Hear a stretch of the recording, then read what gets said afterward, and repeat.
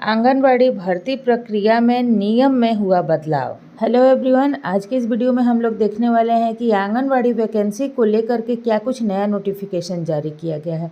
जैसा कि आप लोगों को पता है कि आंगनबाड़ी की पूरी तरह से जो बागडोर होती है केंद्र सरकार के पास होती है और काम जो है कि हमसे राज्य सरकार भी लेती है।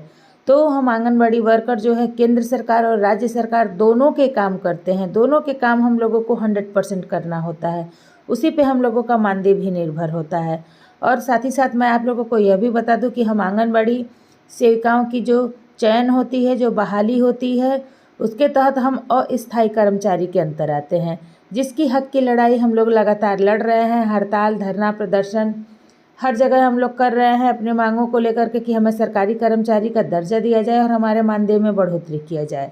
चलिए, इसी के साथ मैं आप लोगों को बता दूं कि एक बहुत बड़ी खबर निकल के आ रही है शिमला से। यह 8 मार्च 2024 की ही खबर है।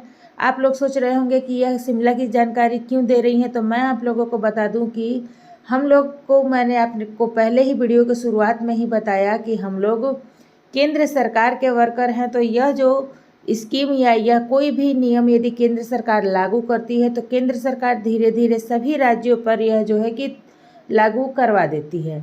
इसीलिए हम लोगों को कहीं की भी आंगनबाड़ी की न्यूज़ हो उसे बारीकी से जानना, सुनना और समझना चाहिए। आइए हम लोग देख लेते हैं।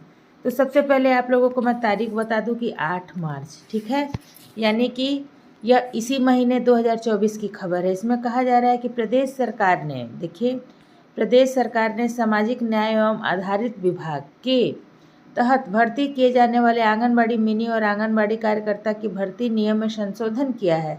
इस भर्ती प्रक्रिया में अब शैक्षणिक योग्यता के साथ साथ कई तरह के बदलाव किए गए हैं। खास बात यह है कि ऐसी महिलाएं जिनकी 2 बेटियां हैं उन्हें भर्ती प्रक्रिया में अलग से 2 अंक दिए जाएंगे। यानी कि केवल जिनकी 2 बेटियां हैं उनको अलग से भर्ती प्रक्रिया में 2 अंक दिए जाएंगे। यदि आपकी 3 बेटियां या 4 बेटियां हैं तो यह 2 अंक नहीं दिए जाएंगे। आप लोगों को मैं यह भी साथ ही साथ बताती चलूँ कि आंगनबाड़ी सेविका की बहाली जो होती है मेरिट बेस पे होती है। सबसे ज़्यादा परसेंटेज जिसके आते हैं उसी की जो है कि पहली प्राथमिकता दी जाती है। साथ ही साथ मैंने आप लोगों को अपने कई सारे वीडियो में यह भी बताया है कि किस प्रकार से आंगनबाड़ी सेविका की भर्ती होती है, भर्ती प्रक्रिया क्या है और उसमें जो है कि सबसे पहले प्राथमिकता किसको दी जाती है और किस प्रकार से चयन होता है। इन सभी बातों की जानकारी मैंने अपने वीडियो में डाल रखा है। तो चलिए हम लोग देख लेते हैं। प्रदेश सरकार ने इस बारे में अधिसूचना जारी की है। प्रदेश में आंगनबाड़ी कार्यकर्ता के लिए भर्ती के लिए 18 से 35 साल की उम्र की महिलाएं पात्र है। कुल 25 अंकों के में से इस पद के लिए चयनित प्रक्रिया पूरी की जाएगी। इसके साथ ही 10 नंबर शैक्षणिक योग्यता के तय दिए जाएंगे, जिसमें जमा 2 पास आवेदन का अतिरिक्त दिया जाएगा, ठीक है। और साथ ही साथ देखिए, इसके साथ ही नए रूल्स में यह साफ किया गया है कि इस पद के लिए वही उम्मीदवार योग्य होंगे जो यूजीसी के नियमों के तहत ग्रेजुएशन की डिग्री पूरी करते हों। इसके साथ ही 40% दिव्यांग महिलाओं को 2 अंक दिए जाएंगे।